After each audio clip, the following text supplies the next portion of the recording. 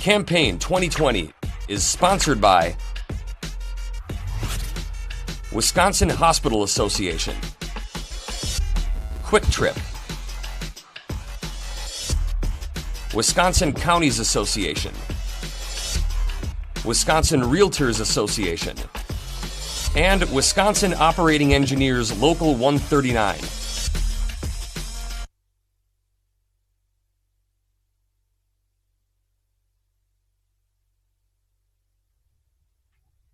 We're joined now by Supreme Moore Omokunde, a Democrat from Milwaukee who's running to represent the 17th Assembly District. Thank you for joining us, Supreme. Thank you for having me. I really appreciate being here. So you are currently a member of the county board. What made you decide that you want to make the jump to Madison? I know some Democrats from Milwaukee get frustrated at the Capitol, given the current makeup. They're not always able to pass a ton of bills. What made you want to make the leap? Well, I think it's really important that we have good representation in Madison. I've been on the county board for 5 years, and many of the things that I want to do have a state answer.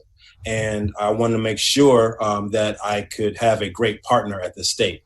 And I couldn't think of a better partner than myself for some of the things that we want to do, especially when it comes to making sure that we get our fair share in shared revenue, that we get a fair deal from Milwaukee County. That's something that we passed at the county board, asking Madison to pass some law so that we can get a fair deal on our economic situation. We can take care of some local things.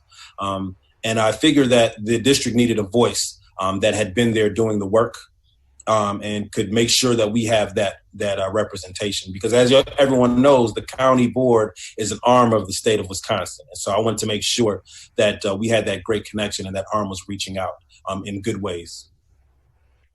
One of the issues that the state is going to be facing is tax collections falling. Governor Evers has warned that they may fall by as much as $2 billion this year.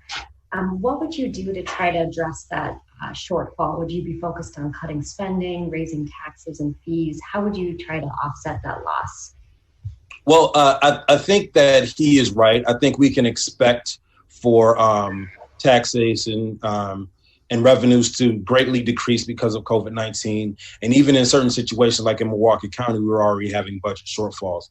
I think one of the things that we can talk about is how that the top earners in Wisconsin were getting tax breaks, where they got 60% of the benefit, and then the other 40% of the benefit was less to the rest of like the 99%ers to deal with. So I think that we can look at rescinding some of those tax breaks that we got for wealthier people in the state, and also at the federal level as well. We need to be talking about those at the federal level who also the laws at the federal level that passed that help to rescind or help those individuals out as well.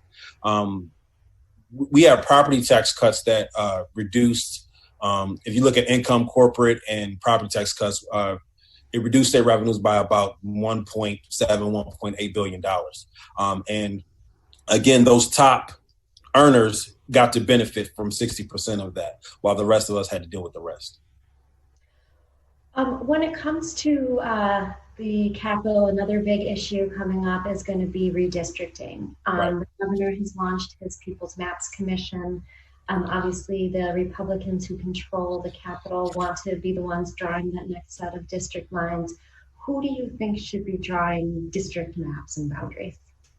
Well, I've always supported a nonpartisan panel to draw districts. I think that we have to be very careful because even in a nonpartisan commission, if folks are appointed by partisan folks, it still will have a tinge of partisanship. We're looking at Gill versus Whitford right now. And the offsets from that, and that's the district case. I don't know if everyone remembers the John Oliver show that highlighted the state of Wisconsin on its gerrymandering episode.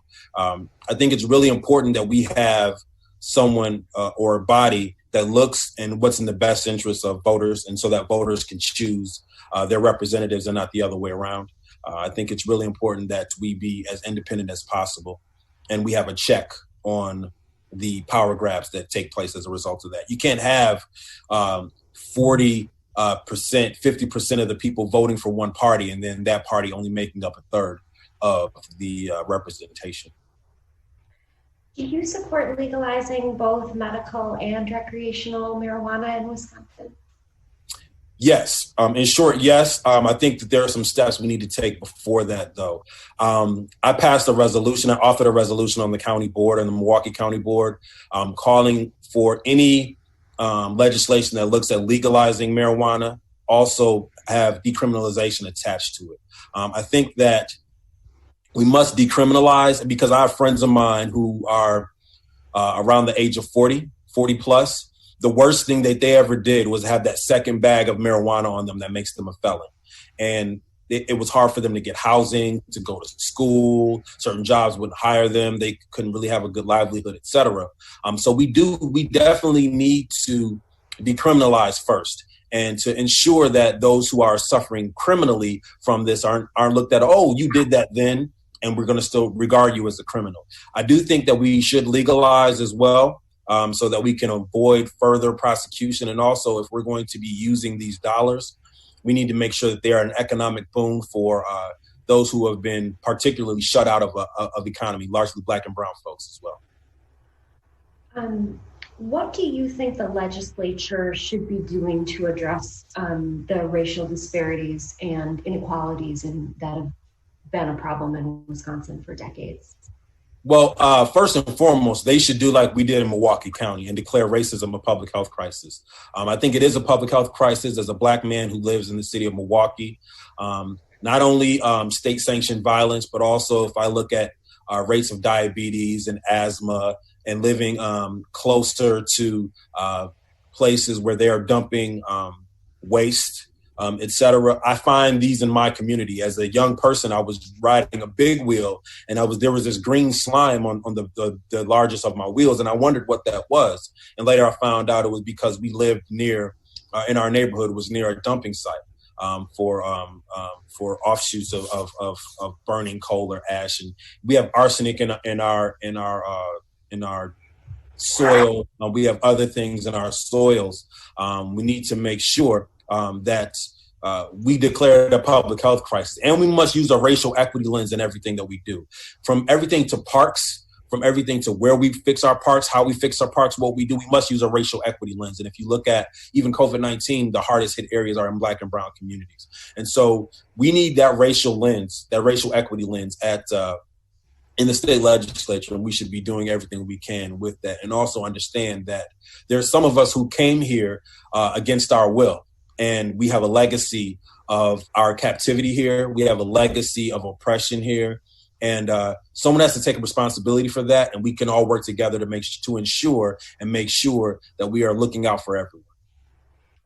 I'm guessing this next topic is something that you hear a lot about at the county already, property taxes. Wisconsin has some of the highest property taxes in the country, which is why what school districts and local governments can levy in terms of property taxes is limited or capped. They can pass referendums to exceed the caps, but if you're elected to the legislature, would you vote to keep the property tax caps in place with the current system or eliminate them? I would eliminate them. I think it's really important. As a local elected official, I know how critical local control is. There have been many times where you go and you have this great work that you want to do, and you want to add a little bit to the levy maybe, or you want to find creative ways to do some great work around parks or around communities or around doing some violence interruption or things of that nature. And you go to the chairperson and they call you into their office and they say, look, supervisor, you broke my budget. And so we can't do what you want to do, or you have to find other ways or take off some other things. You have to eliminate this other great program that needs some attention too. But if your piece of legislation, your resolution just broke my budget. So I would eliminate them and make sure that local governments had control over what was happening in their areas. Nobody knows better than those at home. No meal is better than a home cooked meal, if you will. I think I know the answer to this next one, but I'm going to ask it anyway. Counties and municipalities rely on the property taxes to fund a huge percentage of the costs and services they provide. Do you think it's time to consider alternative sources of revenues for local governments, allowing them, for example, to levy half-cent local sales tax, for example. And this is something that we've been talking about in Milwaukee, I know, but if you could share your thoughts, that would be great. Well, like you said, you already know my answer. Yes, we have to come up with many different ways of gaining new sources of revenue. I think property tax is our main source of revenue. Our other only really viable source of revenue was the vehicle registration fee or the wheel tax. And knocking on doors and talking to voters, they're like, yeah, you're a county supervisor. What's up with that wheel tax that you gave us? And I had to apologize to them. I said, we gave you, you actually get a double wheel tax because you live in the city of Milwaukee and you live in Milwaukee County. So folks who live in like Glendale or Wauwatosa only have the county wheel tax. And so we spent a lot of time debating with the county executive, Chris Abley at the time, about the vehicle registration fee. However, the reality was that was one of his only sources of revenue, ways in which to get revenue. We disagreed on how it should be done. However, the reality was we needed another source of revenue. We needed other revenue sources. So what we did at Milwaukee County was pass the fair deal for Milwaukee County, which allowed us to increase or have a tax increase or a way in which we can pay for things on the local level, to have a sales tax increase, which is still lower than like 40 other states in the country. However, the only thing with that is we can pass it and focus on property tax relief in parks and things of that nature. However, we have to also have a values added tax as well, because it's still a regressive tax and it can affect poor folks in the same way, especially if you're buying like bread or milk or meat or anything of that nature. You're going to feel the brunts of that. You go to the grocery store with your $40 and you're paying 7-8 of that in taxes. It lessens what you can bring home, and it actually has a greater effect on those. Someone who's wealthier, they're probably not even going to feel that or see that. But we need to make sure that we have things like a values added tax as well.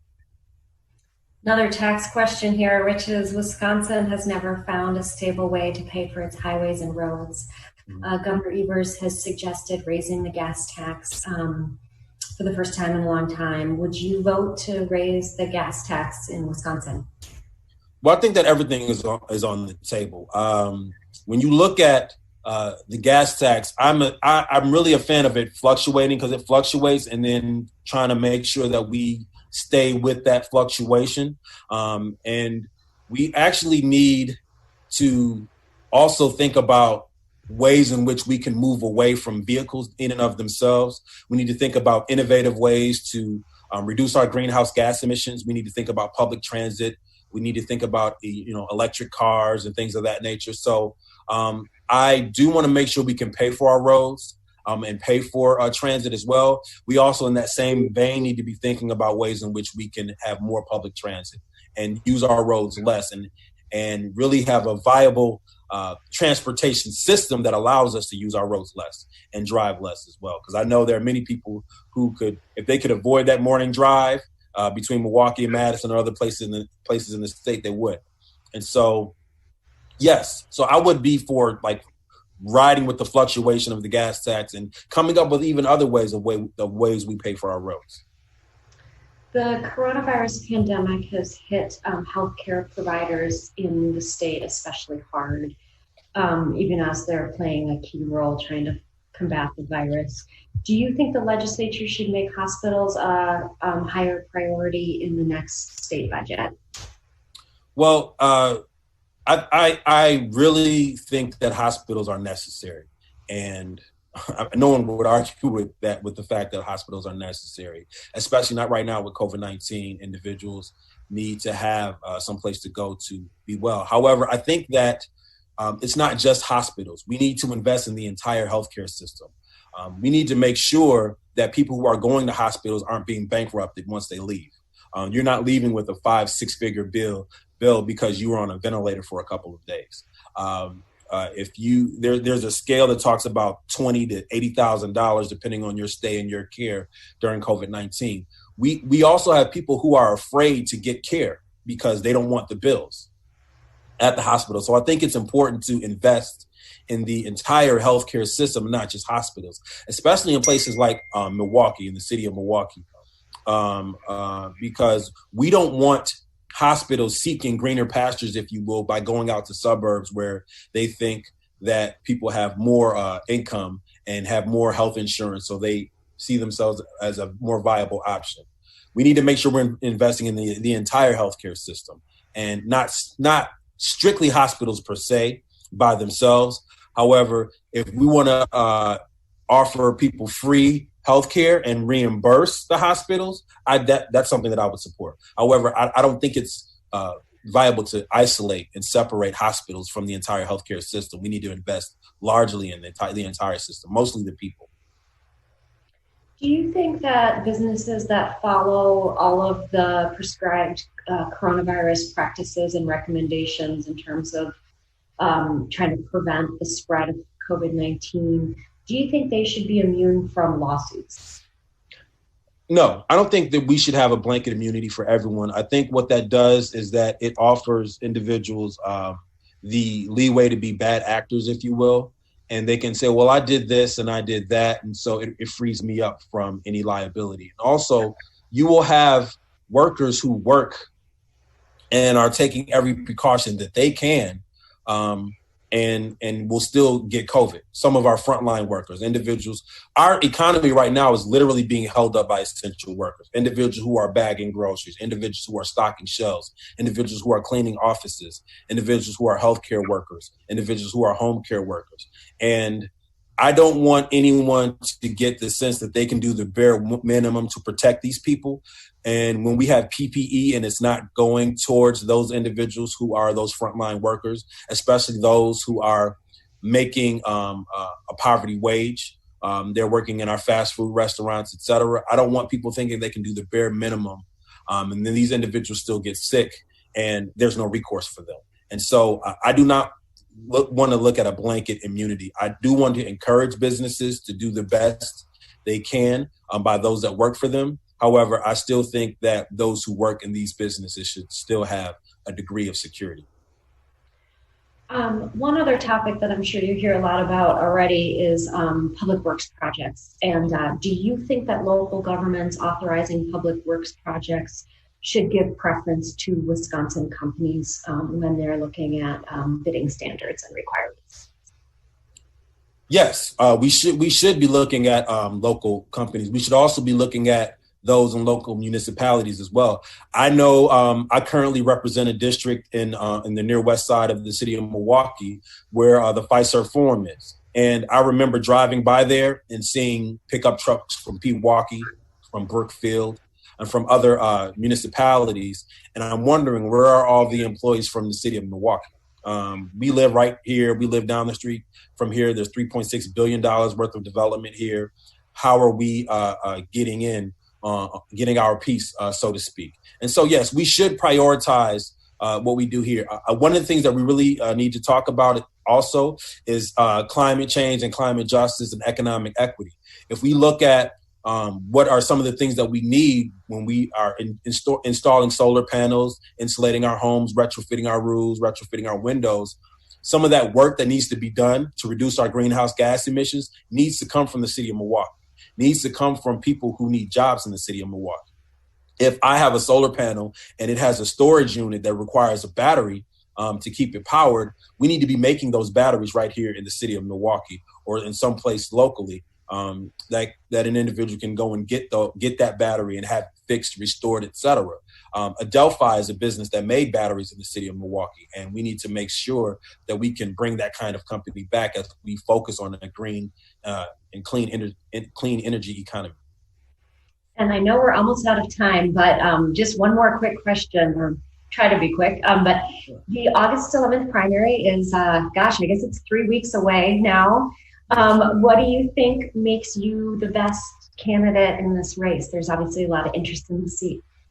Well, in the primary, I know my two opponents. Both of them are great guys. I have nothing negative to say about them. I've known them for some time.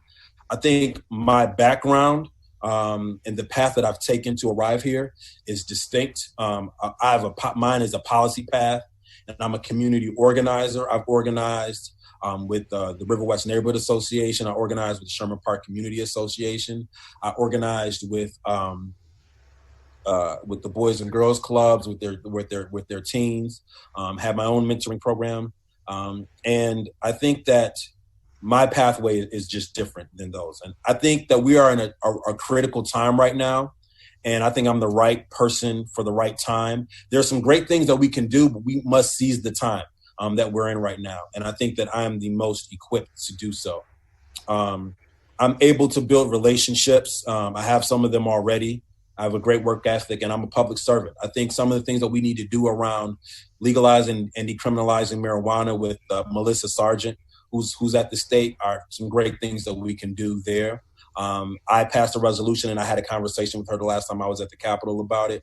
I think some of the things that we need to do on the Joint Finance Committee, I'm very familiar and have great relationships with Evan Goyke and LaTanya Johnson, the two of the Democrats that are on the Joint Committee on Finance. And so there's some great things that we can do there, and I can have those conversations with them and have worked with them for long periods of time. I think that I have certain relationships that I can work with, and also others that I can continue. And also, we need to make sure that we are prioritizing things in a certain way. We need to lovingly push the governor to allow us to get some of our HEROES and CARES Act dollars at the local level. We need to lovingly push in the Democratic caucus to make sure that our healthcare system is not just a hospital care system or a prescription drug system or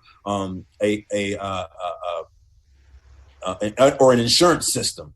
There are a lot of things that we need to do in that caucus, and I think I'm the candidate to do that. All right. Well, thank you so much for your time. I know you're busy, and we appreciate you taking the time with us. Thank you. Thanks. All right. Campaign 2020 is sponsored by Wisconsin Hospital Association, Quick Trip, Wisconsin Counties Association, Wisconsin Realtors Association, and Wisconsin Operating Engineers Local 139.